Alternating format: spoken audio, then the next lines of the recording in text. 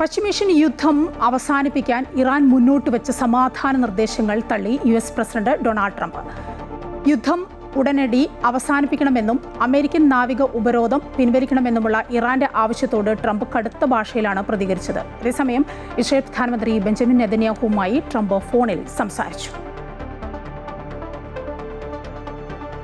കൂടുതൽ വിവരങ്ങളുമായി ന്യൂസ് ഡെസ്കിൽ നിന്ന് ലിജിൻ ചേരുകയാണ്. ലിജിൻ, ഇറാന്റെ ആണവ സമ്പുഷ്ടീകരണ കേന്ദ്രങ്ങൾ പൂർണ്ണമായും തകർക്കാതെ യുദ്ധം അവസാനിപ്പിക്കില്ലെന്ന് ബെഞ്ചമിൻ നെതന്യാഹു വ്യക്തമാക്കി കഴിഞ്ഞു. ഇത് നേരത്തെയും ട്രംപും നെതന്യാഹുവും ഒക്കെ പറഞ്ഞ കാര്യങ്ങളാണ്, അതവിടെ നിലനിൽക്കുകയാണ്. പിന്നെ എങ്ങനെയാണ് യുദ്ധം പെട്ടെന്ന് അവസാനിപ്പിക്കാനാവുക? ഇറാൻ മുന്നോട്ട് വെച്ച സമാധാന നിർദ്ദേശങ്ങൾ തള്ളുകയല്ലാതെ അതിലെന്തായാലും ആണവ സമ്പുഷ്ടീകരണം നിർത്തിവെക്കാൻ ഇറാൻ തയ്യാറാവില്ല. പിന്നെ എങ്ങനെയാണ് ഈ പശ്ചിമേഷ്യൻ യുദ്ധം പെട്ടെന്ന് അങ്ങ് നിർത്തിവെക്കാനാവുക? ഇവിടെ ഏറ്റവും പ്രധാനപ്പെട്ട കാര്യം പശ്ചിമേഷ്യൻ സംഘർഷത്തിന് ഒരു അയവുണ്ടാകും, അല്ലെങ്കിൽ പശ്ചിമേഷ്യയിൽ സമാധാനം പുലരുമെന്നായിരുന്നു ഏവരും കഴിഞ്ഞ ദിവസം വരെ പ്രതീക്ഷിച്ചിരുന്നത്. പക്ഷേ ഇറാൻ പാകിസ്ഥാൻ മുഖേന, അതായത് ഈ മധ്യസ്ഥർ മുഖേന വാഷിംഗ്ടണിലേക്ക് അയച്ച ഈ നിർദ്ദേശങ്ങൾ പൂർണ്ണമായിട്ടും ഡൊണാൾഡ് ട്രംപ് അമേരിക്കൻ പ്രസിഡന്റ് തള്ളുകയാണ്. ടോട്ടലി അൺഅക്സെപ്റ്റബിൾ എന്നാണ് അദ്ദേഹം പറഞ്ഞു വയ്ക്കുന്നത്. ഈ ഇറാൻ നൽകിയ നിർദ്ദേശങ്ങൾ പൂർണ്ണമായിട്ട് വായിച്ചു, പക്ഷേ അതൊന്നും തന്നെ തനിക്ക് സ്വീകാര്യമല്ല എന്നുള്ളൊരു നിലപാടിൽ ട്രംപ് ഇപ്പോഴും ഉറച്ചു നിൽക്കുന്നു. അതിനിടയിലാണ് താൻ ഇസ്രായേൽ പ്രധാനമന്ത്രി ബെഞ്ചമിൻ നെതന്യാഹുവുമായി ഫോണിൽ സംസാരിച്ചു എന്നുള്ള കാര്യം കൂടി വ്യക്തമാക്കുന്നത്. എന്നിട്ടും ഏറ്റവും പ്രധാനപ്പെട്ട കാര്യം, ഇറാൻ ഇപ്പോഴും ആവശ്യപ്പെടുന്ന ഒരു കാര്യം, ആദ്യം യുദ്ധം അവസാനിപ്പിക്കട്ടെ, അതിനുശേഷം ഹോർമുസ് കടലിടുക്ക് തുറന്നു നൽകാം, അതും കഴിഞ്ഞതിന് ശേഷം മാത്രമായിരിക്കും ഈ ആണവ സമ്പുഷ്ടീകരണവുമായി ബന്ധപ്പെട്ട അല്ലെങ്കിൽ ആണവ കേന്ദ്രങ്ങളുമായി ബന്ധപ്പെട്ടുള്ള ചർച്ചകളിലേക്ക് കാര്യങ്ങൾ കടക്കുക എന്നുള്ളതാണ് ഇറാൻ ഇപ്പോഴും അടിയുറച്ച് പറയുന്നത്. പക്ഷേ ഒരിക്കൽ പോലും ട്രംപ് ആ ഒരു നിർദ്ദേശത്തോട് മുഖം കാണിക്കുന്നില്ല, അല്ലെങ്കിൽ മുഖം തിരിച്ചു നിൽക്കുന്നു എന്ന് തന്നെ ഈ ഘട്ടത്തിൽ നമ്മൾ പറയേണ്ടി വരും. ഇനി ഹോർമുസ് കടലിടുക്കിൻ്റെ കാര്യം പരിശോധിക്കുമ്പോൾ, ഹോർമുസ് കടലിടുക്ക് ഇറാൻ പൂർണ്ണമായിട്ടും ഒരു ആധിപത്യം അവിടെ ഇപ്പോഴും പുലർത്തുകയാണ്. മാത്രമല്ല, ഇറാന്റെ കപ്പലുകൾക്ക് നേരെ അമേരിക്ക ഏർപ്പെടുത്തിയിരിക്കുന്ന ഉപരോധം, അതാണ് ഇറാനെ ഇപ്പോൾ കൂടുതൽ വിഷമത്തിലാക്കുന്നത്.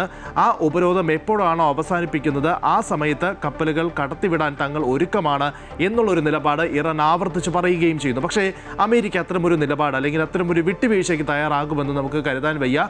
കാരണം ഇപ്പോൾ തന്നെ ഫ്രഞ്ച്, അതോടൊപ്പം തന്നെ UK അടക്കമുള്ള രാജ്യങ്ങളിലെ കപ്പലുകൾ, നാവികസേന കപ്പലുകൾ അങ്ങോട്ടേക്ക് പോയിട്ടുണ്ട്. അവർ ഏറ്റവും പ്രധാനമായും ഉദ്ദേശിക്കുന്നത് തങ്ങളുടെ ചരക്ക് കപ്പലുകൾക്ക് സംരക്ഷണം ഒരുക്കുക എന്നുള്ളതാണ് ഏറെ പ്രധാനമായും അവർ ലക്ഷ്യമിടുന്നത്. പക്ഷേ ഈ നേരത്തെ സൂചിപ്പിച്ചതുപോലെ തന്നെ അമേരിക്ക സമാനമായ രീതിയിൽ ഉറച്ചു നിൽക്കുമ്പോൾ അത് ഏത് രീതിയിലായിരിക്കും ഈ ഒരു സംഘർഷം അയവുണ്ടാക്കുന്നതിൽ സഹായിക്കുക എന്നത് വളരെ പ്രധാനപ്പെട്ട കാര്യമാണ്. കഴിഞ്ഞ കുറേ ദിവസങ്ങളായി ലിജിൻ ഒറ്റ കാര്യം, ഈ ഫ്രഞ്ച് ബ്രിട്ടീഷ് പടക്കപ്പൽ ഹോർമൂസിലേക്ക് നീങ്ങിയിട്ടുണ്ടല്ലോ, അങ്ങനെയാണ് ഇപ്പോൾ ലിജിൻ പറഞ്ഞതെന്ന് മനസ്സിലാക്കുന്നത്. അങ്ങനെയാണെങ്കിൽ അതിനെതിരെ ശക്തമായൊരു നേരിടൽ അത് ഇറാന്റെ ഭാഗത്തുനിന്നും ഉണ്ടാവില്ലേ?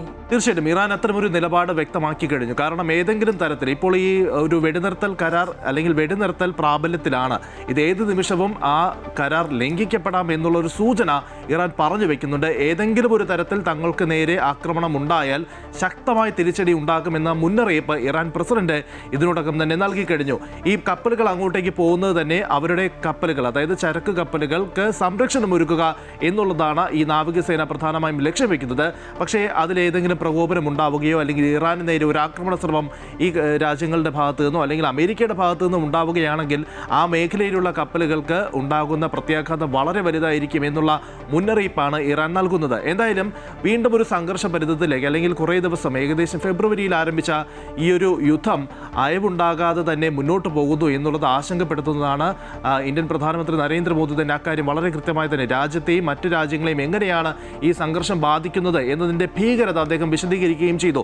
ഇത് സമാനമായ രീതിയിൽ എല്ലാ രാജ്യങ്ങളെയും ഒരുപോലെ ബാധിക്കുന്നു എന്നുള്ളതാണ് ഏറെ പ്രധാനപ്പെട്ട കാര്യം. അതുകൊണ്ട് തന്നെയാണ് എല്ലാ രാജ്യങ്ങളും ആകാംക്ഷയോടെ, പ്രതീക്ഷയോടെ കാത്തിരുന്ന സമാധാന ചർച്ചകളും അല്ലെങ്കിൽ ഈ നിർദ്ദേശങ്ങളും എന്തായാലും ട്രംപ് അംഗീകരിക്കുന്നില്ല. അദ്ദേഹം നേരത്തെ സൂചിപ്പിച്ചതുപോലെ ഒട്ടും തന്നെ തനിക്ക് സ്വീകാര്യമല്ല എന്നുള്ള കടുത്ത കർശന നിലപാട് ട്രംപ് സ്വീകരിക്കുന്നു. അപ്പോൾ നമ്മൾ ഇനിയും കാത്തിരിക്കണം, എത്ര നാൾ വരെ ഈ ഒരു യുദ്ധത്തിന് അയവുണ്ടാകാൻ കാത്തിരിക്കണം എന്നുള്ളത്.